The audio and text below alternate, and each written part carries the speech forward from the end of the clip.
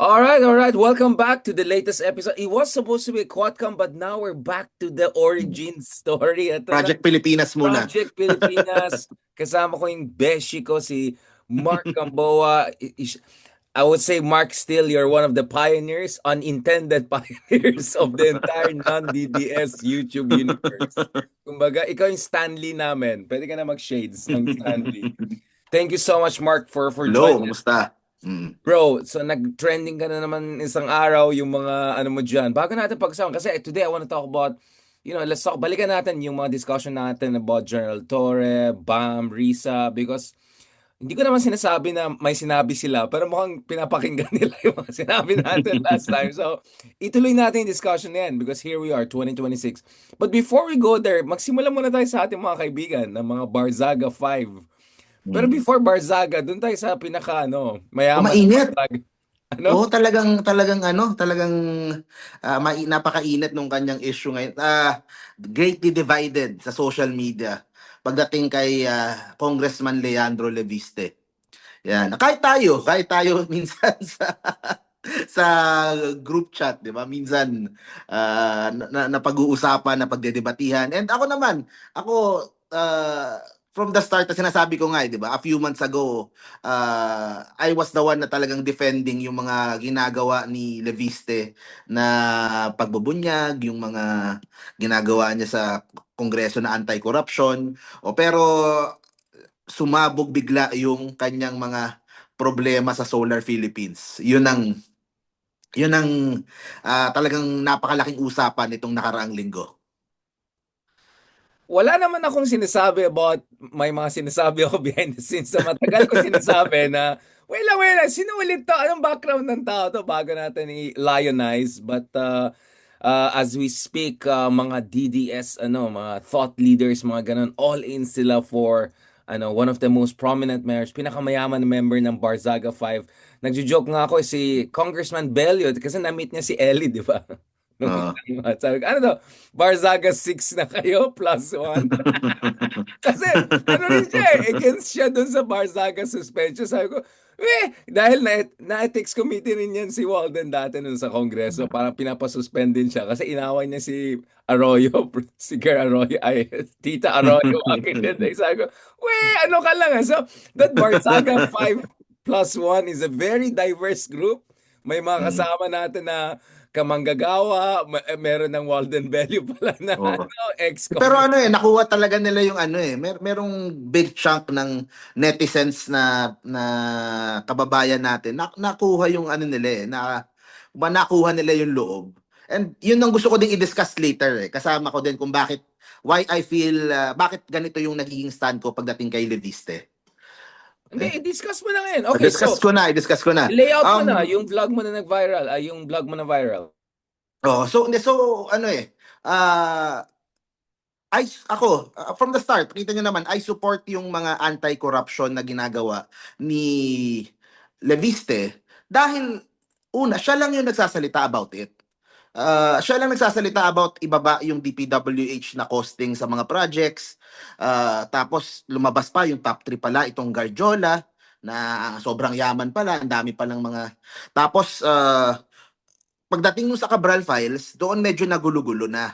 'Di ba? Kasi parang ang labo nung kanyang strategy in releasing yung Cabral Files eh. So matagal kong inisip, ano magiging stand ko? Kasi I've been supportive of Leandro doon sa mga previous na mga ginagawa niya eh. So sa Cabral Files, ang naging ano ko na lang is ilabas na lang niya. So yun yung naging stand ko na either way, hindi siya magagamit sa korte on its own dahil you cannot authenticate it, patay na si Cabral, might as well, ilabas na lang. Di ba? Makita na ng tao kung sinong tamaan, tatamaan, hindi naman niya nilabas. Di ba? So it was the right decision pala on my part, di ba? I-dare si Leviste na ilabas, and kung iisipin mo, pwede niyang iabot sa SMNI maglabas. He could have done that eh. Madali lang eh. Madali lang, di ba? Pwede niya ibigay doon, ilalabas ng news, o di tapos. So, tapos tinira na niya si Vince Dizon, kinaaway na niya ang dami niyang pinipilit niya sila Vince Dizon na kayo maglabas ng Cabral Files. So doon ako medyo teka muna, ba't parang ganyan yung diskarte naman. Medyo hindi naman yata tama. Pero ang naging stand ko nga, ilabas yung Cabral Files. O tapos, alam ko na at that time it's one thing kasi pag kinalaban mo yung buong sistema. Yun ang ginawa niya Ang pinapalabas ni Leviste, corrupt kayo lahat, ako lang ang hindi. Parang may ganung ano 'Di ba may ganung dating 'di ba? Na kasi ako lang nagsasalita about sa Cabral Files. Takot ba kayong malaman lahat? Wait lang. So parang walang Just to kumakampi be sa fair, akin. hindi ba, well, I mentioned some of the Barzaga Five, sila Eli, but Eli is also part of the bigger minority opposition, Akbayan, Mamamayan Liberal. I mean, to be fair, bro, to push back slightly, I would say I don't think he's the only one who has been calling out or opposing the budget and all of that. It's just that dahil bago siya, fresh pa siya, and yayamanin, anak ni Legarda, like he has a lot of platforms at magaling siya mag-ingay. I mean, in a way na Oo. but to be fair, it's not like the other blocks, the minority blocks, including si Ellie, yung kaibigan natin ng mga others, the more left progressive ones have not raised it. Kaya, to be Pero honest, ano mm, pero ang problema, tama ka naman, pero kasi ang nire-raise nila is yung sa budget lang. Yung kay Leviste is tinuturo yung actual na mga nangungurakot before doon sa mga previous na budgets At mamaya ikakabit ko mamaya. I think doon yung kulang sa kakamping na side I-explain ko later sa dulo nitong inaano ko kay Leviste. pero, So yun 'di sorry, ba? So but we can go back to, I'm sorry, again, ang, ah hmm, ang akin lang kasi baka there's an issue of access. Dahil alam naman natin malapit sa leadership dati si Leviste, ngayon nag-fall out na. But I can imagine si Leviste has far more direct conversation with people at the top than let's say Akbayan or yung mga opposition people or even kaibigan natin si Ellie. Hindi kaya because may access siya. Clearly he's a powerful person. He has access to government. Ngayon lang naman nag-aaway with government Pero 6 months, 7 months ago, di ba majority pa siya or at least malapit siya sa leadership ng Congress. So, hindi ba unfair because he has better access so clearly has more room na magpasabog and all? Hindi, kasi ang pinakaiba dito kay Leviste, yung mga ibang nilalabas niya, mga open secret yung mga kahit tayo na medyo hindi part doon pero medyo malapit doon, yung iba doon naririnig natin, 'di ba? So, merong konting konting corruption dito, konting andoon. So, ang ginagawa ni Leviste is nilalabas yung mga open secret. Like for example, yung MOOE, 'di ba? Alam naman natin syempre kailangan nila ng budget para umandar, para umano. So, ang hinahabol niya is more transparency on that. Ang problema, meron ng naunang bias yung mga tao na tinitingnan yung buong kongreso corrupt. So nung nilabas ngayon, sumakay dun sa bias nila. Ay, hindi, buhaya kayo lahat diyan. Tama si Leviste lang yung ano. Kasi lumalabas siya lang yung hindi tumatanggap ng MOOE 'Di ba? So, ibig sabihin, pag tumanggap ka ng MOOE, parang corrupt ka, nagpapabayad ka, ang tawag dito, nagpapa-bribe ka. Even nga yung kasama niya, 'di ba, si Egay Erice, magkatabi sila in interview. Tinanong si Egay about MOOE, inamin niya, hindi tinatanggap ko, panggastos ko 'yun sa mga sa mga field ko, sa mga barangay namin But that's So also so where I'm saying, hindi ba mm, unfair din because hindi naman unfair, but okay, exceptional ay, siya kasi ang yaman niya di ba? Like, hindi siya katulad, again, I'm not making an excuse, of course, not for corruption, but in terms of like, total independence, dahil siya yung pinakamayaman na member, at least officially, nangyari. ng Kongreso, it is easier for Levista to just take no money whatsoever, anything like that, and then say, ako lang malinis or something like that. Do you get what I'm saying? Like, dahil nga, hindi, ayaw ko naman sabihin na oligarch siya or something, but like, because of his exceptional wealth, he was always in an exceptional position to, siguro, to forego even the basic funds that other congressmen or other legislators needed. That's, guys. Sorry na wala yung internet ko. 1 second. Okay. So, sorry. Hindi ko alam kung medyo fourth world ang internet namin. Mga lumang building talaga. Go ahead, bro. You were saying. Ayun, so hindi. So si Leviste, nalito na ako. Si Leviste was saying yung mga open secret out loud. And siguro, yun yung nakita ng mga tao, it built on their idea na buhaya lahat sila sa Congress. At that time, 'di ba, I was saying, ang sinasabi ko na, ang problema kung Lian, pag binangga mo yung sistema, babanggain ka pabalik. Di ba? That happens all the time. Alam natin yan. Ang problema, he built his fortune base din using the same system. Yun yung pinaka-problema niya na yung sistema na binabangga niya ngayon na sistema na I scratch my back, I scratch your back, you scratch mine, yung sistema na yun, hindi yung binabangga niya. Kaya nabuo yung kanyang Solar Philippines at naibenta dito sa grupo nila Meralco. At that time, wala akong masyadong idea yung details nung mga dealings niya, how he got doon sa point na nabenta sa Meralco. And sure enough, nagsilabasan na si Ombudsman saying ano na, tapos si Garin may sinasabi na rin na yung mga penalties. So ang impact sa tao, ang dating tuloy sa mga supporters niya dahil ngayon na siya nagsasalita. Ngayon, ibig sabihin, parang binabalikan na siya for speaking up. Gusto siyang patahimikin about Cabral Files. Pero when you look at it, pag tinignan mo yung facts nung issue, it looks like kaya ngayon lang kasi for the longest time pinagtatakpan pala siya. 'Di ba? So bakit ngayon lang lumabas yung kay DOE sa ano? Kasi the whole time before pinagtatakpan sila. Hindi sila masyadong nasisita. Pero kumpleto naman daw yung mga records every year nung mga sulat ng Department of Energy sa kanila about yung mga hindi nila nagagawa na mga proyekto. So ang latest ang parati ko sinasabi, I support yung transparency na pinupush ni Leviste, pero it goes both ways. It's a two-way road. Hindi pwedeng transparency sa mga kasamahan mo pero pag transparency sa'yo, ayaw mo na. Hindi na pwede. Kasi ang nangyari, parang nagpapapansin nga si Leandro, Cabral Files, pansinin niyo ako, pansinin niyo ako. Garjola, pansinin niyo ako. DPWH, pansinin niyo ako. Nung nakatingin na sa kanya yung tao, nakita yung sa Solar Philippines, teka, wag niyo tignan yan. Ito lang tignan niyo.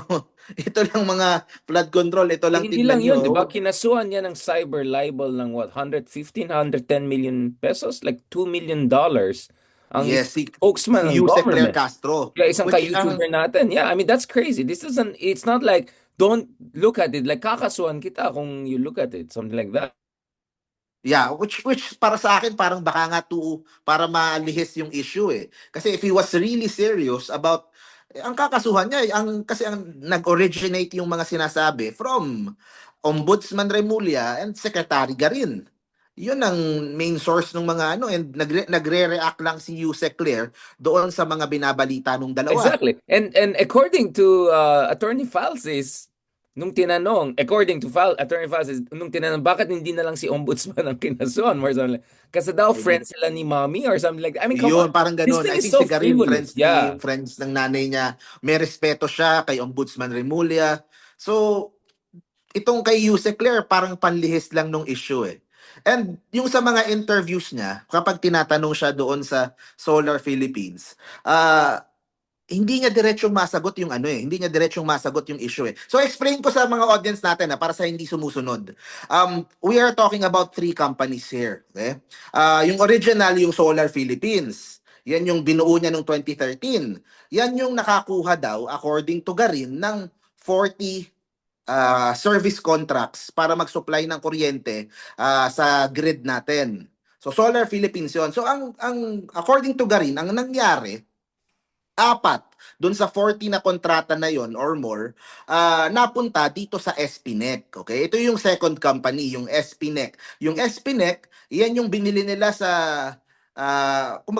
binili nila itong empty company na ito para merong backdoor listing sa Philippine Stock Exchange.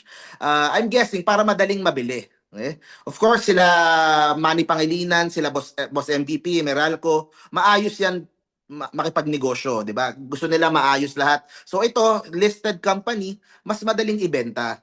So nandoon daw yung 4 na kontrata out of 40, which is contrary sa sinasabi ni Leviste ngayon na lahat ng penalties na yan ay nandoon sa binenta niyang company. So doon magkaiba na sila ng statement. Si Garin, 4 lang yun nandito, Tapos yung apat na yon, maayos yung correspondence. Pag nagsusulat yung DOE sa SPNEC, dahil ahawak nga to ng Meralco, nakaka-reply ng maayos. So, 'di ba, any MVP company, 'di ba maayos lahat. So, pero pagdating sa Solar Philippines, kapag sumusulat sila about doon sa other 36 na hindi naaabot yung milestones, hindi nakakapag-provide ng kuryente, walang sumasagot. So, what's happening? Who is in charge there? Tapos meron pang third company involved na which is yung solar para sa bayan. Okay? Itong solar para sa bayan, ito yung nakakuha ng franchise noong 2019, kung di ako nagkakamali, diba? 2019 from Duterte's time, na minsan kasi nalilito yung iba, akala magkakaanong yung tatlong kumpanya. Pero these are three different corporate entities. Itong solar para sa bayan, nakuha yung franchise. Ang issue pala nung panahon na yon, hindi mo naman talaga kailangan ng franchise to build yung mga solar farms para doon sa mga malalayong mga lugar. Yun yung idea nun for the franchise. Makapagtayo ng mga solar farms o solar panels para mag-provide ng kuryente sa mga malalayong lugar.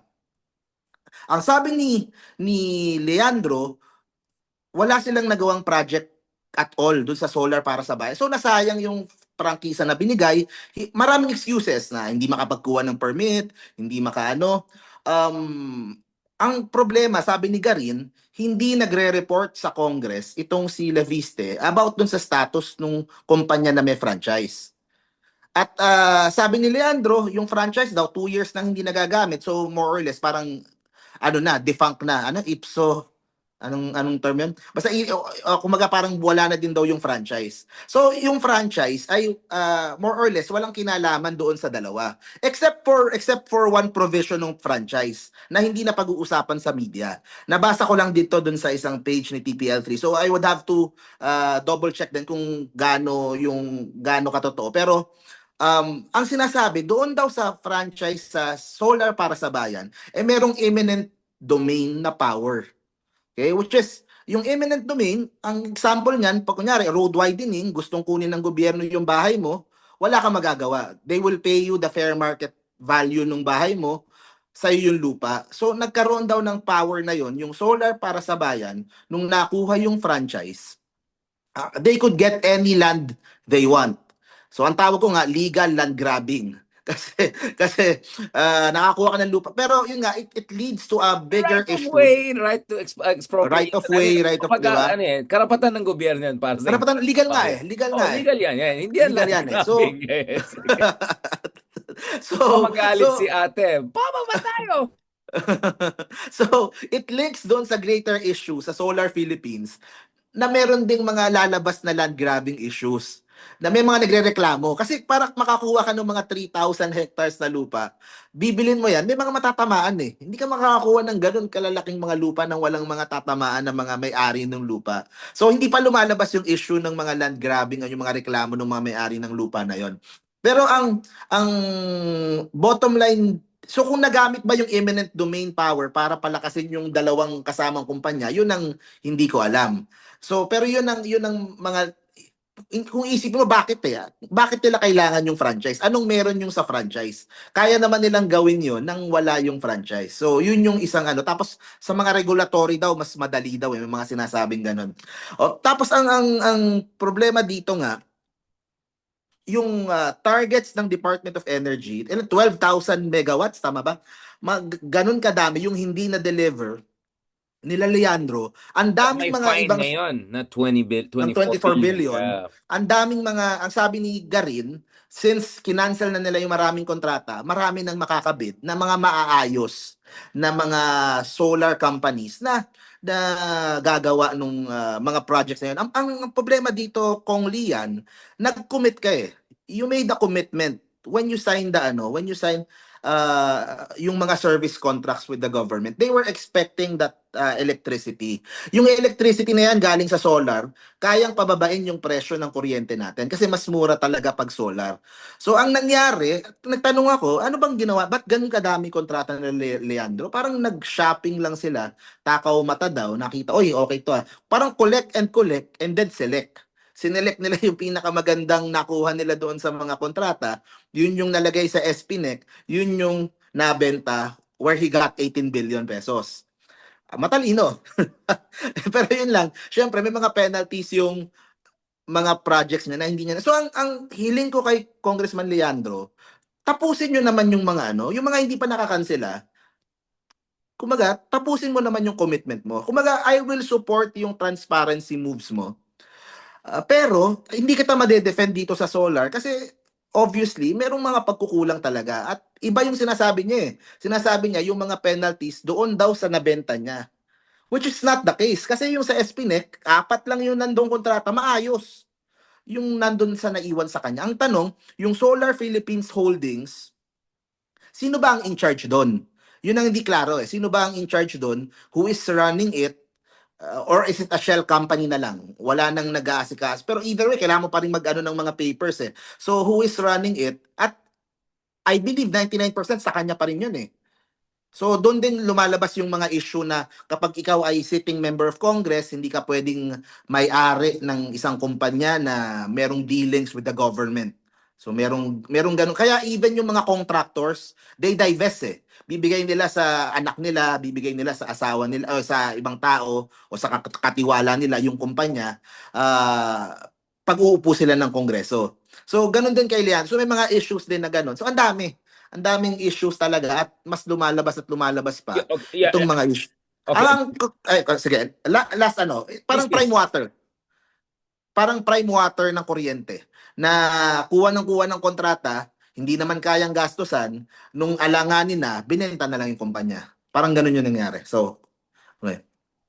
No, ako kasi bro, like, siyempre, kinakabahan din ako para sa'yo. Baka mamaya kakasuhan ka rin. I'm just kidding. But, kasi lahat kayo may kaso na eh. Ako, si Chris. Ikaw na lang natira. Yung isa pinapati-score. Ako na Supreme Court. Yung isa na libel. So, please, sa Quadcom, we want you to be the only one na walang sabit, bro. Kaya kinakabahan ako. Yeah, but kidding aside, I know naman Congressman Leandro knows naman you're coming from a good place and na-interview mo naman siya. So, lahat naman good vibes sa'yo kaya mamaya pag-usapan natin. No, ang akin lang bro, some are wondering if what's driving all of this is on one hand, amateur hour, obviously bago pa siya, etc. Hindi pa siya ganun ka-articulate. Makikita mo minsan medyo nahihirapan siya i-articulate yung kanyang idea. So clearly kailangan niya ng media training. But hindi kaya medyo yung burning ambition niya also is getting ahead of I mean basically parang baka nga I mean we have heard from people that he wants to be a president. No one is stopping you know, it's free to you know to Dream. okay lang libre naman mangarap. Ang point lang na ibang tayo is baka gusto niya mag-slow down muna dahil nagigets ko dahil last year grabe yung scandal and all. Siguro ang instinct niya, eto na yung time ko para mamarkahan ako. And anyway, tama ka, namarkahan siya. At least, Actually, tama yun eh. Kasi if I would advise din yung mga, like yung mga kasamahan niya, maganda nga yung ginagawa ni Leandro up until sa Cabral Files Maganda yung ginagawa niya na nag-iingay kasi at least nakikita ng tao may ginagawa ka. Marami tayong mga bagong congressman ngayon na maaaring meron silang ginagawa pero tahimik, hindi alam ng tao. Naka 9 years sila sa Congress, anong ginawa nyo? Hindi alam ng tao. So maganda sana yung simula ni Leandro eh. Yun lang, I think hubris eh. Uh, ito yung pinagkaiba nung tingin ko kay Leandro. I believe na he genuinely thinks that he is doing the right thing. Tingin ko, he really wants to expose yung mga corruption na doon sa DPWH, doon sa, I think genuinely, I think gusto talaga niyang mailabas eh. Without realizing na yung the same system na binabangga niya is the same system that made him rich. That, di ba, that helped his company navigate lahat ng mga... he's going against the wave that lifted his boat, kumbaga. Yun, exactly eh. And iniisip niya porket wala siyang nakuhang money directly from the government, hindi na corruption yun. Pero sabi ko nga, if this happened sa US, diba, imagine sa US meron kang senador, tapos yung anak niya got contracts from the, diba, ano ka kaagad? That's textbook corruption. Sa Pilipinas lang, medyo Antitrust maluwag ka, tayo. ma-investigate ka agad yan sa Na-investigate agad ng FBI yan, di ba? Ng mga attorney general yan. So, yun, I genuinely believe na iniisip niya na talagang he's doing the right thing in exposing ito. Yun lang, syempre nga, when the system bites back, kakayanin ba niya? So, yun ang punto. And yung the whole ano with the DDS kasi yung hindi ko nakikita niya yung sa support niya doon nanggagaling eh. At pero doon na pupunta yung next point ko. Okay, ikakabit ko na sa kakampi. Um yung support base ni Kiko, maraming DDS pero marami ding mga hindi naman DDS pero galit lang sa kumbaga galit either galit kay Marcos or galit sa Kongreso, tingin sa Kongreso buhaya. Okay? So ang punto ko, hindi ba dapat sa side ng Pinks nang gagaling yung mga expose na yon? Yung mga nilalabas ni Leviste, hindi ba dapat someone from the Pink side? Hindi ko naman sinasabing lahat ng Pinks ganyan kalabanin si Marcos. You could delegate naman eh. Kasi si Trillanes nakafocus na doon sa kay Duterte, ICC. So pero kumbaga yung ginagawa ni Leviste ngayon, mas maganda sana kung ginagawa someone from the side ng kakampings. Para at least yung hindi naman mapagkamalan yung Pinks na lahat kay Marcos na or kay Romualdez na or kay ano na, at least lahat iniimbestigahan. It doesn't matter kung Duterte, Marcos ka, if you do something wrong, you need to be investigated, 'di ba? So yun ang naiisip ko na nakakulangan doon sa pink side. That someone from the pink side should be doing kung ano yung ginagawa ni Leviste. And I say this also, kailangan natin ng mga botante na yun eh. Yung mga galit sa korupsyon sa gobyerno pero hindi naman DDS na sumusuporta kay Leviste, you need those votes sa 2028. Kasi yun nga, sila yung mga nandun sa mga undecided siguro. So, let's question the messenger. Pero pag-aralan natin yung message. Why it is resonating sa maraming tao. Hindi lang sa DDS. Marami doon DDS pero marami yung iba galit lang sa corruption sa gobyerno. Tapos the way pa na nangyayari sa ICI, di ba? And yung sa Yeah. mga kaso sa ombudsman. So yung frustration ang nakakakuha ng ano ng tao is si Leviste dahil siya lang yung maingay. Siya lang yung maingay. Yung mga pinks, tama naman sila Shelo and all, nilalabanan nila yung corruption sa budget. That is good. Pero ang gusto ng tao kasi itong diretso sa flood control eh. Diretso sa mga contractor, diretso sa mga Pero corrupt yun na nga, sila. yun yung problema, yun yung more sensationalist, attention grabbing, and in this case, some would say very selective. Like, ano bang position ni Lauren Legarda Levista sa mga, I mean, like, come on, they're one basic one dun sa mga Duterte era anomalies. I'm not gonna even go to the solar whatever. Yeah. I'm just saying, like, Yeah, selective talaga. Kasi yun nga ang obviously, he problema is ko. So how pandering can to they the base. compete? Kasi the Pinks cannot be selective in that sense for two reasons. First of all, hypocrisy. Second, ang problema din nila, you're just allowing for the Dutertes to come back or magkakaroon ng coup sa Kongreso and mag-take over whether it's Tita Arroyo or whether other DDS aligned individuals. Do you get what I'm saying? So obviously, may Yeah, structural constraint talaga ang progressives and Pinks. yeah, may sagot din ako dyan kasi totoo yun. Si Leviste is selective kasi he's pandering to the DDS base. Pero you could say the same thing about some of the people doon sa side din ng Pinks. Which is hindi, kumbaga, for example, si Trillanes, di ba? Nakafocus siya Duterte lang. He is not doing other issues masyado. Pero ang punto dyan, kay Duterte pa lang, ubus na oras niya. The same way, you could say that kay Leandro. Ubus na oras niya dyan pa lang sa Cabral Files. Pero So, Barzaga 5 sila, kumbaga, hindi the sila word, pwede mag-division of labor. I mean, no, kasi yun ang punto ang ko sa sinabi ni Senator Pinks. Trillanes, yun lang kaya ko, mag-isa lang ako. So maybe kayo, bahala Oo. na kayo, tirahin nyo na si Marcos kung gusto niya. Parang basic ganun ang point niya, di ba? So baka Yun pwede ang punto ko. mag-division of labor Someone din. from the pink side should do what Oo. Leviste is doing. And syempre, walang bagahe ni Leviste na may mga solar na penalty sa DOE, 'di ba? So, I think doon nagkukulang doon sa side nung Pinks. Kaya ganyan na lang namamayagpag yung mga tulad ni Leviste and to a certain extent si Barzaga ano talaga mas pro-China na talaga yan. Wala nang hope talaga yan. Pero yun nga, yung kay Levista, kaya nag-resonate yung message. Dahil walang ibang nagsasalita na ganun, nung sa topic na ganun. So, yun ang kailangan tignan. Kasi we don't want to lose those voters din. Dahil marami din sila. May punto din naman. Kasi alam naman natin, may mga corrupt naman talaga sa Senado at Kongreso. So, kumbaga, kung ano si Trillanes nung panahon ng Duterte, we need another one like that ngayon doon sa current na mga issues ngayon. Pero yun nga, syempre, babanggain mo, mabibigat din. Yun nga So, yung mahirap eh. yun Ang ang dami mahirap. mga niche Madaling talaga yan eh. sabihin, easier said than done. Kaya nga nandun yung paghanga kay Leandro. Kasi nagkataon, he got the money para medyo may ano siya, may war chest siya, And makipaglaban dun that's why sa mga some would gustong say magano sa kanya. opportunistic at basically cloud chasing yung ginagawa. Yun yung Hmm. criticism. But anyway, Totoo all yun. right. You are right though. It's textbook cloud chasing. Pero, kumbaga, if you're cloud chasing para to fight corruption, then, di ba? Kumbaga, mas okay na yung Okay ganon. lang sa akin cloud chasing na hindi selective yung anti-corruption. Okay lang. Kasi Oh. syempre kailangan mo mamarkahan. Wala akong my problem is less the cloud chasing, it's more the selectiveness or Mahirap kasi maging pag hindi ka naging selective, dodoble ka away mo eh. Kasi choosing one issue, marami ka ng kalaban eh. Kapag pati ito kinalaban mo, wala ka nang kakampi. So, sa akin, like I said, hindi naman kailangan lahat ng kakampiks, yun yung direction. One or two, at least mapakita na from our side, hindi, nilalabanan din namin yan. Sinusuportahan namin si Leviste, pero hindi namin susuportahan yung Solar Philippines niya. And yeah. mukhang talagang mapapahamak talaga siya doon kasi ang daming mga lumalabas na violations and all. And yun lang, I think he is not being honest doon sa ibang mga, yun sa mga, yun nila, sa mga balikan nila ni Garin eh. Mukhang, one of them is lying. So, makikita natin kung sino. No, again, I think I've said it all, right? Like ako bago ako ma-impress sa isang tao, parang wait, ano ulit background nitong tao na to? Paano yumaman to? Ganun ako. I mean, meron akong Mm. checklist eh.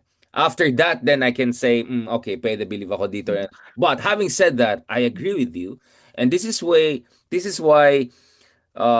si Sir Ronald, 'di ba? Mm. On this platform, on different platforms, sabi niya, yeah, kasi sabi ko, hindi naman pwede. And I think I raised this also with Senator Trillanes. Kaya nga sabi niya, wag na kayong umasa na lahat gagawin ko mag-isa. So basically, ang point ko is, wag naman sana yung dahil takot ka lang bumalik ang mga Dutertes, you let the Marcoses off the hook. Hindi rin pwede Mm. yan. Dapat Mm. i-expose mo kung talaga may kalokohan na nangyari or may kakaiba nangyari, may mga Mickey Mouse na nangyari. I-expose mo rin na. Mahirap talaga siya, pero kailangan mong gawin kasi tama ka, Mark. In fact, yung warning mo is the same thing na sinasabi ni Congressman Bello. Barzaga 5+1. Diba sabi niya, mawawala rin ng kredibilidad ang mga pinks and progressives Mm. kung hayaan nila na mga katulad nila Leviste and Meow Meow ang gumawa ng ganitong mga Mm. expose laban sa administrasyon. Pareho pala kami na sinasabi. Yun. Oh, So, paras ka yun, na. yun din yung And punto ko. agree ako dyan. Yeah, agree ako dyan. Kaya nga sabi ko, first of all, so, ang akin lang is, first of all, let's appreciate what Chelo Magno, Heidi Mendoza are doing in terms Mm. of si Budget Babe, The mga budget. kaibigan natin Very yan. good. Oh, In terms PhilHealth. of transparency, they're doing fantastic kasi systemic reform yan eh. Pangalawa, sabi ko, baka naman we have to listen more to what Chel Jokno, Leila De Lima, and others are saying in terms of yung mga problema sa budget and the fact na hindi sila. Pangatlo, and this is where I think you're right, siguro, if especially, mukhang I'm not saying tinatakpan or may cover up or something. Especially if, and yan ang next topic natin ngayon. Especially if yung mga kinakasuhan parang kulang or selective din, then kailangan talaga magsalita. Kailangan na Yeah. talaga magsalita mga pinks and progressive and not leave the battlefield to the Levista types or the Barzaga 5 or whatever At like least that. one or two. Di ba? Siguro si Ma'am Oh, Heidi. Kaso papahirapan ko si Ma'am Heidi. Mahirap no kasi, di choice ba? para kailangan gawin If eh. you're You're right going eh. against a contractor, di ba? Babalikan ka eh. Ang hirap eh. So, tulungan na lang natin para mas mas mas maproteksyonan. And I also said one thing, gusto din i-clarify ah. Kasi may post ako. I wouldn't mind if Leandro Leviste becomes president one day, tapos ang layo naman, kumbaga sa kakayahan tsaka sa less corrupt kumpara sa Duterte. So, siguro ang ibig sabihin ko doon, nag-comment ka na yung standards mo naman, ganyan. May punto ka naman. May punto ka naman. Pero ang sinagot ko naman doon, kasi if you're looking at the way how Filipinos are voting, nung 2016, they elected Duterte. Nung 2022, they elected another Marcos.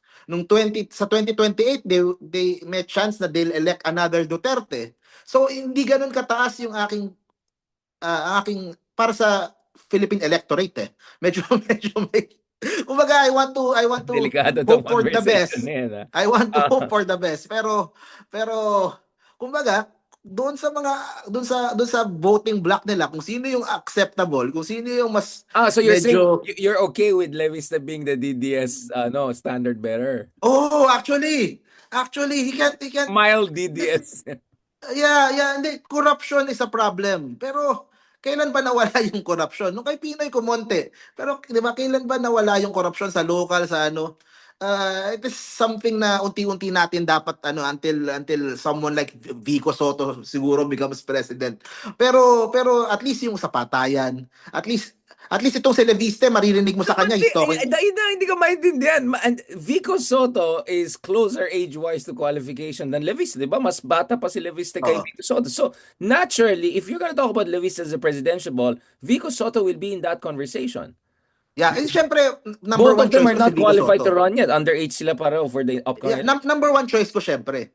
That's what I'm saying. Yeah. Kaya Pero dapat hindi ka natin alam kung tatakbo eh. So Hindi gusto mo natin Leviste alam versus kung Vico, president? No, no, like let's say 20, I don't know, sabihin natin 2034, pwede na sila pareho. by some magic, walang dictatorship, walang, kasi honestly, I'm not sure anymore kung may Uh, 2034 elections pa. But let's say by some magic, tuloy-tuloy yung constitutional process.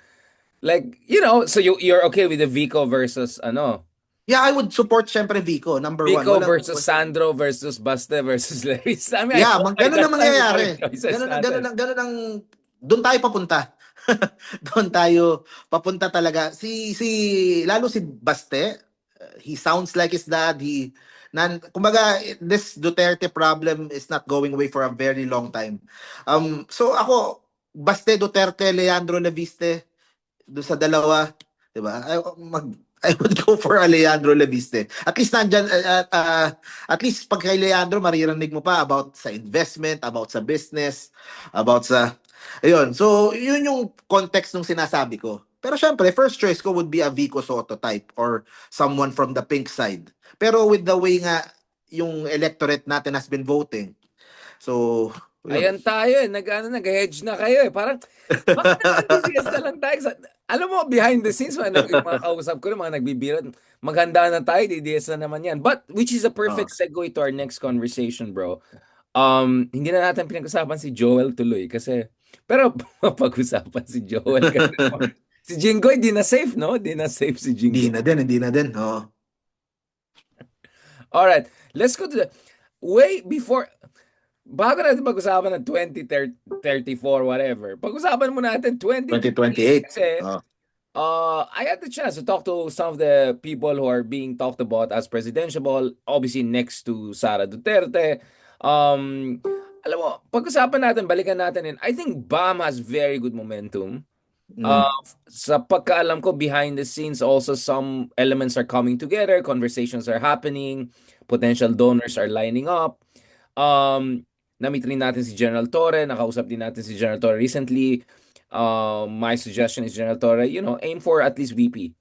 I think he has to be in the conversation. And to be honest, I don't think being a senator will make him safe, considering there could be a very vengeful backlash if God forbid we get the worst possible president in 2028, which as you said is not totally impossible. If anything, my poly market most likely.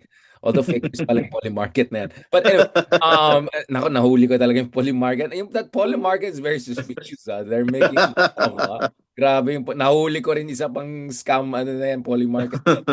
So, let's go to this. Let's talk about BAM because I think at this point in time, BAM is fast emerging as a very, kasi we're talking about young, smart, right? Like, bago pa tayo pumunta kay 2030, andito na si BAM eh. Ang taas ng approval niya as a senator. He was number 2, almost number 2 siya Number 2. halos wala siyang pera, anything. Mm. Wala siyang yung solid south ni Bongo. Wala siyang malasakit ni Bongo. So imagine. And potentially may baggage dahil Aquino. And yet, he made things work. And then BAM is, I think, a very fast learner. And more importantly, BAM ran 2 very big campaigns. 2016 kay Lenny beat Marcos, 2022 against Uniteam. They did not win, but they went from 3% to 20%, right? Which is very impressive. And ang ganda ng pagkatakbo ng campaign, which is Exactly. nabilib talaga ako nung yung itsura, branding, lahat ng galing. Ang galing nung pagkaano. Galing. So let's talk about BAM. So what do you think about? Do you think it makes sense for us to seriously start discussing another Aquino as a potential standard bearer? for the progressive liberal opposition. Although, of course, if you look at Bam, he's not really left center left. He's more center to me. But I would still say he's progressive, or at least progressive enough, right? But more technocratic in a sense. A very smart guy. Like he understands technicalities and all of that. Kumbaga pag, I mean, people saw him in our podcast together with him, di ba? Sobrang Mm. galing. So pag-usapan natin, bro. What do you think? Big yes. Uh, because of momentum. Tapos ano syempre yung trend din kung nasaan tayo ngayon at nasaan tayo sa 2028. Like I said nga in as much as I support yung magagandang proyekto ng gobyerno, merong malaking anti-Marcos backlash because of the nagsimula dun sa ICC kay Digong, mga DDS yon. Pero yung dun sa flood control, kahit na siya yung nag-reveal, hindi mo maiwasan yung mga tao na this happened under your watch. So merong sentimiento ng tao na against corruption and against Marcos din kasi yun nga feel nila baka napoproteksyonan ni Marcos yung ibang mga close sa kanya nakasama dito sa flood control. So that's where Don handy yung pagiging Aquino ni Bam Aquino, which I think baka nga factor din nung pagka number 2 niya sa Senado right now he is not hindi siya umaano sa gobyerno, hindi siya kumukontra sa gobyerno, and of course he needs the government para yung sa mga education reforms na kailangan niya. Pero yun unti-unti siguro he needs to step away din medyo to ride on that sentiment din na anti-corruption. Yung iba medyo galit kay Marcos o naiinis kay Marcos, and kumbaga ano nila yun parang what do you call that, parang yun yung ano nila yun yung hindi standard yun yung parang uh, factory setting, hindi parang yun yung pag ano ng Aquino and Marcos magkalaban so parang I think that could work well to his advantage. Pero like I said nga, ang biggest challenge naman talaga sa atin sa 2028 is yung Cebu, Mindanao. So si Bam nasa Sinulog ngayon. He visited Governor Pam. So I'm not sure kung ano ang pwedeng gawin to start. Pero siguro we could start with the youth ng Cebu and Mindanao. That's a good starting point. Okay? Nakita natin na yung youth is very much kumbaga very attractive na candidate si Bam. He's good looking, he's smart, he's young, he prioritizes education. So maybe Buff doon Aquino na siya, hindi na siya Bam. Buff Aquino siya nung election. I don't buff. know. Ngayon medyo nag-ano ulit bumabalik. Pero nung campaign medyo nag-Buff Aquino siya, no? I like yung kanyang momentum going on right now. And syempre yung mga tao iniisip pa rin that Lenny could run, pero the moment na talagang hindi na siya tumakbo, Bam is the next Lenny and Bam, syempre very close yung dalawa. Si Bam yung makakakuha siguro nung ni Lenny. Of course, Senator Risa is still also in the conversation. We'll talk about Riza separately because actually the tandem that people are talking about is like Riza Torre, something like that, Mm. right? I think that's a very serious tandem being considered as we speak. I cannot say more, pero sa pagkaalam ko, that's the kind of a joint tandem they're looking at, kind of a counter unit team. With Bam kasi medyo iba yung angle niya because Aquino, because there's a Lenny angle. Although And it also helps na hindi siya anti-Duterte masyado yun nga Malaking which is factor din different talaga from yun Diyan iba si Risa and Torre. Yung iba Risa si and Torre Risa are bet and wall. Talagang kalaban ng Oo. mga Duterte. That's the difference, right? Yeah. That's the Big, difference I think big difference. we should always keep that in the conversation because merong parte nga ng bansa where yung iba naman hindi naman die hard, hindi naman DDS, pero meron silang good siguro with nung time ni Duterte, baka dun sa lugar nila or something. So we should put that in the equation and I think yun yung isang advantage din na meron si Senator Bam. So, yun. Yun nga, like and that's where kanina we're talking about division of labor. Probably you can more charitably say baka ito yung division of labor in a way na pagdating kasi kay Bam, focus niya parating socio-economic issues, edukasyon, ekonomiya, or yung mga technical na mga solusyon sa mga problema. By the way, shoutout kay Senator Bam. Isa siya sa mga dahilan ng mga electric vehicles ay very affordable compared to what they could have been. Dahil pinasan niya yung batas back in the day na kumbaga yung import tax tatanggalin sa mga electric vehicles. So dun sa mga may hybrid ngayon or mag-electric car, makikita niyo yung differential. Like a Tesla would have been 4 or 5 million pesos if not for instead of 2 million pesos. It's not cheap, but I'm just saying in a way, ganun ka forward-looking si Bam. He was doing that nung 2010s pa noon panindigong, di ba? So, kumbaga, proven yung track record niya as a campaigner, as a senator, as a young, forward-looking guy. There's the Aquino name, which, tama yung sinabi mo, more positive siya, given na nagbanggaan yung dalawang rival Hindi, dynasties. kumbaga time kasi ano eh, like si Pinoy nung panahon ni Timing din Digong, eh, he was oo. the target eh. Pero kumbaga time na ano eh, kumbaga nakita mo din eh, parang you start to compare eh. Na teka, parang mas mura nung panahon ni Pinoy, mas walang corruption issues nung panahon ni Pinoy. So kumbaga ano umiikot din ba? It's a cycle din eh. So nagiging mabango uli. Pero yun nga eh. So, but the criticism, and this comes including from people like me, is parang, hindi niya masyado din-discuss yung human rights, EJK, ICC issue. Basically, he didn't discuss ICC at all, if I'm not mistaken, during the campaign Hmm. period. He didn't discuss at all, I think, Sabi niya yung malayo sa ano, doon nga even West nagka-issue, di Philippine ba? Sea issue. Yeah. Oh, malayo sa Pero something tapos na Maricel election at Bicolor. number two siya. So there are two ways of looking at it. Yung medyo critical would say, andyan naman sila Risa and Torre, ano, the rest to take the punches on that. So basically piggyback, like you're just riding on it. Yeah. Mm. But the other way is saying, no, this, yun ang division of labor. Andyan naman si Risa, andyan naman yung mga si De Lima, Trillanes. Triana. Like, andyan silang lahat to hold the Duterte accountable. So, dapat meron ka rin kandidato who's doing the other thing. But that's also the reason why gusto ko rin si Senator Kiko, especially itong latest iteration niya. Kasi binabalanse niya eh. If you look at Kiko, meron siyang pagkain, agrikultura, pero malakas din siya sa issue ng EJK and ICC. And that's why ako, to be honest, ideological mas impressed ako kay Kiko kaysa kay Bam. But I know Bam is heart and mind is in the right place. So wala rin akong problema kung siya yung magiging standard bearer ng opposition. At sabi ko, of course, we're also here to make sure we get the right president in, right? Oh. Let's just be honest about it. It's good to have options. Oh, it's Maganda good to have maraming options options. and good strong options, right? Good Not strong also, options. Oh. right. But I want to ask you, like, in terms of like, can you imagine like Bam working with the admin against the Dutertes, or you think, and this is the criticism from Trillanes, that Bam and Lenny are actually not that bad with Sara or Duterte, so it will. Do you get what I'm saying? Kasi very different yung magiging vibe. Yeah, at that time, ano din eh, that Oo. was the same sentiment I felt then, that they were too soft on that. Pero it was a campaign strategy pala siguro. And yun nga, it's hard to argue with success eh. Kumana eh. Di ba? So, they must be doing something right. But for Pero tama Senate yung sinabi yun. mo, Pero division for of Senate labor yun, talaga eh. bro.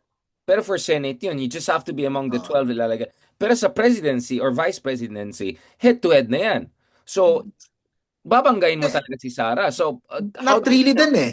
Di ba? Hmm. Kasi pwede ka ding tumakbo ng presidente nang walang sinisiraan eh. Pero yung mga nasa baba mo, yun yung tumitira. BBM nga, wala ngang sinabi eh. Unity lang, nanalo siya. He doesn't have to take shots against dun sa mga kalaban niya. So, not Italiano necessarily gold. yung, Italiano gold. oo eh. You could get a vice president na siya yung, siya Dirty yung job. magsasalita, siya yung Dirty job. hihirit. Yeah. Oh, so I think ano eh, nagigets ko yung strategy and ayan, kasi yun eh, that's the lay of the ganyan So, pero sitwasyon if ngayon eh. Bam runs for president, then the vice president she the one to do the... Let's say you could also imagine Bam Risa, right? Or Bam Mm. and someone from admin, right? When you know, whether it's Gibo, whether it's the Remulla, whether it's Vince or whatever, someone else from admin na titira. Like you could also imagine a situation like that, or Bam Torre, right? That could be an interesting also combination, right? Ako Although, ako kasi medyo iba ako eh. I would prefer na ano eh, hindi kasama yung admin eh. To tatakbo si Bam na medyo hiwalay yung admin. Not so wala necessarily siyang may kasama. kandidato yung So, admin, so pero Risa, Lenny, someone Kiko, someone like that. Dapat hindi, kung before parang mga nasa level ng Tulfo eh, ganun eh. Na working with admin but Erwin. not necessarily So Erwin. with basta anyone from the Tulfos. Pero syempre makikita Kung pa natin Rafi this yan, year. tatakbo for president ka na dapat kasi number Yun 2 nga, ka yun nga. parati. Like, Makikita doesn't make natin this sense na year kung paano magkano yung ka. how the Oo. Tulfos will recover eh. So nakadepende yon this year kung ano yung mangyayari, kung iinit ba sila uli. Ang ano ko, main ano ko is baka mas maganda if kung si Bam ang tatakbo o si Risa ang tatakbo, kung sino man, or Kiko, hiwalay sa admin eh. Na the admin could have their own slate, senatorials nila, ano nila, pero hiwalay dapat. Kung Tulfo Bam or Risa Tulfo, kung anong combination yan. Kaya nga si Torre, di ba, parang sumasama sa liberal, akala ko nun doon na siya.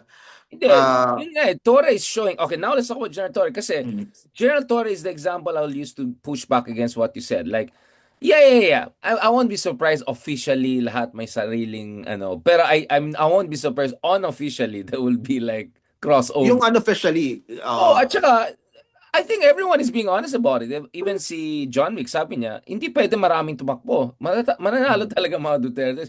mm, Kailangan talaga at the end of the day, there's really one candidate. In fact, I think some would argue, kahit dummy candidate for admin won't work. Eh. It could still split it.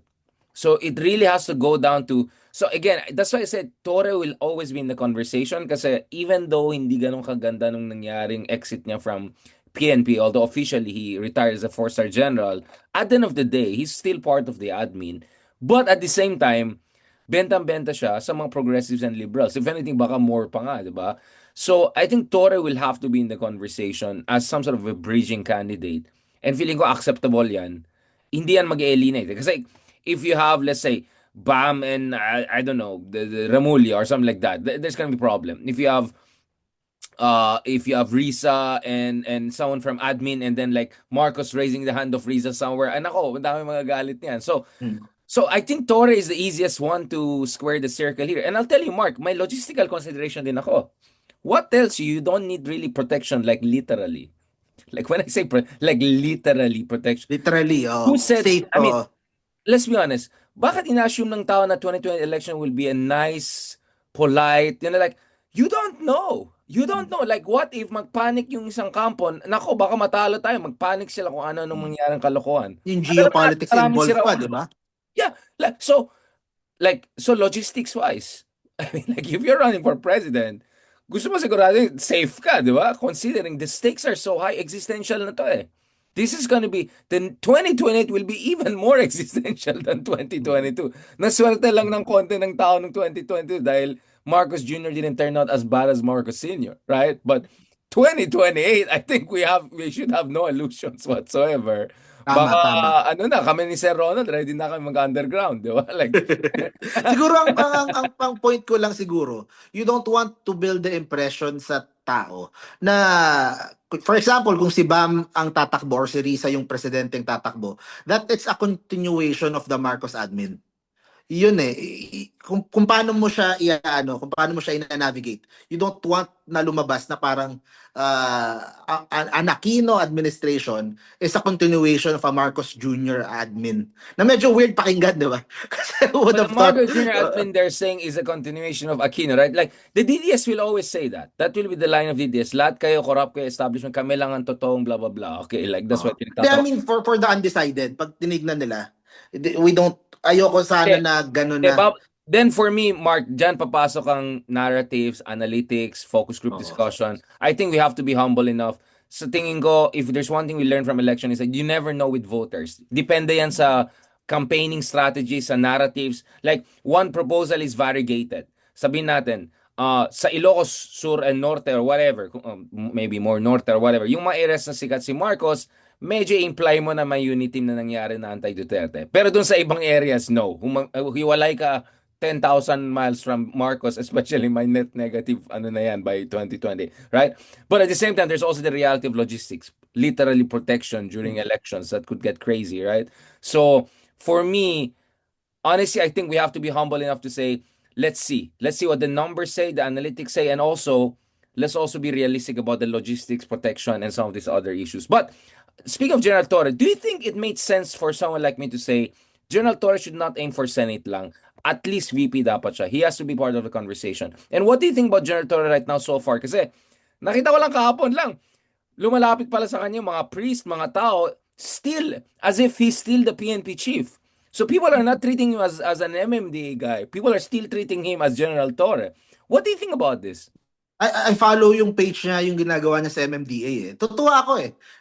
Parang pinapakita niya sa tao, this is how we deal with I think traffic. pinapakinggan niya yung discussion natin ng Quadcom natin ng isa. Di ba sabi natin, I think well Action more ano eh, than no? I Hindi, know, yun naman I yun ang gusto know. ng tao eh, action man eh. And kung makita mo yung post na yon, mas marami yung positive reactions. Kasi kahit na sabihin mo ng maka Duterte ka, maka Marcos ka o ano, pag na-traffic ka sa EDSA, sasakit pa rin ulo mo, di ba? So, here's someone who is looking for solutions, nag-experiment siya. Pag tinanggal natin to, luluwag ba yung traffic? So, nakakatuwa kasi he's bringing people along doon sa proseso in trying to solve yung mga mahihirap na problems dyan sa Metro Manila and starting with EDSA. So, ako, promising itong si Torre. And natutuwa din ako kasi marunong siya pumili kung ano yung mga issues na that could go viral o malapit sa tao. So nakikita ko yung ano niya eh, yung talino din ni General Torre. For VP, para sa akin ano nga eh. Kahit presidente nga eh. Kumbaga starting point eh. Ganun naman yung style eh, 'di ba? You start Yeah, sabi ko, you at float least VP. or Hindi at kasi least yung iba VP. Pero pinapush you siyang float the Senate eh. idea. Hindi, Senate is, pinapush siyang Senate ni Ronald. Yung parang hindi, Senate is Oo. too low Hindi, you for him, float the sorry. idea, you float the higher idea, you float the higher ano muna. Tapos, kapag di talaga I-negotiate kaya, mo downwards. negotiate downwards. Ganun ginawa ni John Vic, di ba? Diretso presidente Go for muna. gold, then bring it down. No, but I Oo. think Torre, if numbers show he's competitive, kasi marunong siya mag-Ilonggo, mag-Waray, right? Meron siyang connection sa Basilan, Mindanao. Yeah, yeah, yeah, of course, the Davao galit lahat sa kanya siguro or 80%. Given na yan, yung mga Mm. Duterte strongholds in Mindanao, yeah, but it's not like entire Mindanao thinks the same. It's not true. Mindanao is very diverse. I've talked to You, people. you have to consider, ang kailangan din natin syempre i-consider, yung makakalaban niya eh. If he goes against a Bongo, an Aimee, or a Marcoleta, how will he fare eh? So yun ang malaking consideration in pag sa VP race, 'di ba? Kung 'yun ang makakaano niya. So, 'yun ang titignan siguro. How will he fare against Mr. Malasakit? Yung bang ginagawa niya ngayon is that enough para sa pero tama yung start from the top tapos tingnan natin, malay natin baka the people would like yung nakikita nila sa MMDA, 'di ba? And he shoots right up to the conversation of president. Marami pang pwedeng mangyari sa 2.5 years. Pero tama yung sinasabi mo naman, start sa taas. Pero ang parati ko lang inaano is syempre yung makakalaban kasi yun pa lang yung sa DDS side. Kasi for sure, kapag one-on-one yan sa taas, maraming lalaban sa vice. Baka labo-labo yan. Kasi you have for example, the Cayetanos, the Gatchalians, kahit nga mga Villar, lahat sila. They might aim for si Aimee, pag hindi siya piliin ni Sara, she might still decide to run for VP. Marami silang Marcoleta, I think, is the front runner now. Sa ha? pagkala ko. Marcoleta is the front runner to be VP of Sara. Mas gusto nila syempre si Bongo, pero sa akin it would make the most sense kung si Marcoleta. Kung if I was advising them or All the bases. That's oh. amazing, bro. That was fantastic. Thank you so much. I know you had a very long day, bro. Is there anything else like in terms of advice siguro, no? Or ikaw ba? Sige. Sa tingin mo ba, we really started with this assumption na as we speak, kung illegit poly market natin, hindi na yung fake news poly market, still Sara I think is the most likely next president of the Philippines at this point in time. So kailangan ba mag-panic button na or hindi Hmm. there's enough time pa rin? After nung last election, dapat kung hindi pa sila nagpapanik, ewan ko na eh. Kumbaga, you're delusional eh kung hindi pa sila nagpapanik after nung last elections. Pero yan ang yan ang kumbaga you need to accept first kung ano yung sitwasyon, then you start looking for solution. Gawin nyo namang exciting yung 2028. Yun yung sinasabi ko. Pero like I said, yung focus sa Mindanao, wala pa rin ako nakita. In fairness dito kay Vince Dizon, yung mga legacy projects ni Marcos, balak niyang tapusin. Yung mga cancer center building, yung mga I think apat na ospital yon. Nung isang araw sa vlog, we were talking about ano yung magandang tutukan ni Marcos na mga issues. Meron akong talagang kung meron akong tuwang-tuwa ngayon sa social media na pinapanood, na bilib ako. Ewan ko kung na-discuss na natin to as na magkakasama tayo nga. pero parati ko sinasabi, si Governor Sol Aragones ng Laguna. Have you been following her her You Facebook? mentioned before, I and I mentioned na think nga, and someone I else think, also mentioned this in another discussion. Actually, gusto ko nga balikan yung mga ganun eh, yung mga Vicosono oh, types eh, all around the oh, country. hindi, Dami. iba yung iba yung kay Gobsol ha. Si Gobsol nga is na ano kasi medyo epal style.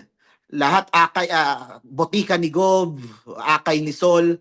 Eh medyo iba yung style ni ano, pero her focus is healthcare. And I think nakita ko yan nung last elections. I think this would serve well for Marcos. And I think kahit si Senator Risa, pwede din eh. Kasi dahil nagiging focus din naman niya yung sa health, wala pa sa Pinks na nakafocus masyado sa health. You have education, you have agriculture. Baka sa health, that could be Senator Risa eh. Um, ang ganda nung ginagawa eh. Ni Gob eh. Kasi pupunta siya sa ospital, makikita niya yung mga pasyente nakaupo sa monoblocks, may dextrose. Oh, pagbalik niya magdadala siya ng kama. Ang simple pero yun yung kailangan eh. Kumbaga Proper. paparamdam mo sa tao kasi problema talaga yung government hospitals natin. Bukod before pa doon sa mga issue masyadong overcrowded, kulang sa pondo, lahat nagsisiksikan doon. So maganda sigurong matutukan yung issue ng healthcare. Tapos yan talaga as in ganun style. May problema sa East Ave, solve natin. Oh, may problema sa Pabella, solve natin. So ganong style I think would work well sa social media pagdating sa healthcare and would resonate and it's the same idea kay Bongo. Bakit malakas si Bongo bukod sa pagiging sidekick ni Digong sa malasakit? Kasi it hits right doon sa fears ng mga tao about getting sick eh. So, I think there's a This is huge very important. opportunity pa rin to Yep. improve the country's healthcare and to own that space. Kasi sa ngayon, wala eh. Walang, Own the BAM already space. owns Perfect. Good one. already owns the education, Senator Kiko. Yung agriculture, kailangan na lang niyang gawing mas viral pa kasi hindi siya ganun ka-interesting pa sa mga kababayan natin. So, he needs to make it more, yung mas ramdam nila. So, yun, 100%. sa healthcare, I think that's another way na ano. Even Marcos, kasi kahit sa dad niya, di ba? Ano ba yung pinupuri sa dad niya? Heart, kidney, lung center. Kung tutuusin, imagine, I was saying kasi imagine kung ngayon pa lang tapos na yung cancer center ni Marcos na 20 floors. He could already start bragging about it for 3 years. Oh, tatay ko, heart, lung, kidney center ako, cancer center. Oh, yung mga pasyenteng papasok doon, yung mga pamilya na matutulungan nun. So, kumaga ano eh, Well, maraming Riza mali tried on. that, no? With the PhilHealth issue and all. And kaya nga pinipin down pa rin siya dun sa mga fake scandal na ginawa ng mga DDS and all. But I think they Yeah. get it. It's just that they have to do more of that. I think we can end on this point because it's very important. Own the space or don't leave the battlefield to the other side. We started True. with the whole Levista thing. We ended with the Malasakit issue and all. On all this issue, dapat mga Pinks and Progressive, don't leave the battle space to the other side. And in a way, yun din ang ginagawa natin on YouTube, right? Hindi natin hinayaan na ma-dominate ng mga ka-DDS natin ang social media space. Kaya nga Yeah. napaka-active natin dito and thank God naman mukhang okay naman yung resonance. True. And if you link that dun sa una nating topic, do not let Leviste own the anti-corruption space. 'Di ba? Yun ang message natin siguro doon sa people doon sa Pink and sa mga hindi DDS side. Absolutely. Kaya nga bantayan natin yung final list ng mga kakasuhan kasi kung maraming ma-omit ng mga malalaking pangalan na alam naman natin na medyo dapat nandun sa listahan, talaga kailangan na mag-ingay ang mga progressives and pinks. At feeling ko sa February talaga magiging magulo yan. Yun din ang Ah, expectation ng ah. admin eh. So, don't give up on the pinks and progressives to go all in, more aggressive. Mangyayari na yan in a few weeks from now. So, interesting times. Balikan natin ang discussion na ito. Maraming salamat, Mark. Thank you Thank sa you. iyo. Thank you sa suporta, motivation mo. Ayan na, baka sasabihin naman si Richard nagka-cut na. This was really Mark Gamboa's show. I was just the moderator here. Salamat, Sir Mark. Really, really appreciated. Immediately, forward ko na ito kila ano ha. No, just kidding. Kasi maraming interesado sa discussion natin na sobrang, alam mo yun, wala nang mga ano, real talk na tayo. Ito na talaga, malapit na tayo sa exciting part. Let's get real. Simulan na. Let's get Next year, real. filean na. Exactly. Let's get real, guys. Let's get real. Oh. Tama na yung denialism, tama na ano. Let's get real. And that's why we're having this kind of discussion. So parang real talk na naman tayo, pare. God bless. Talk to you soon.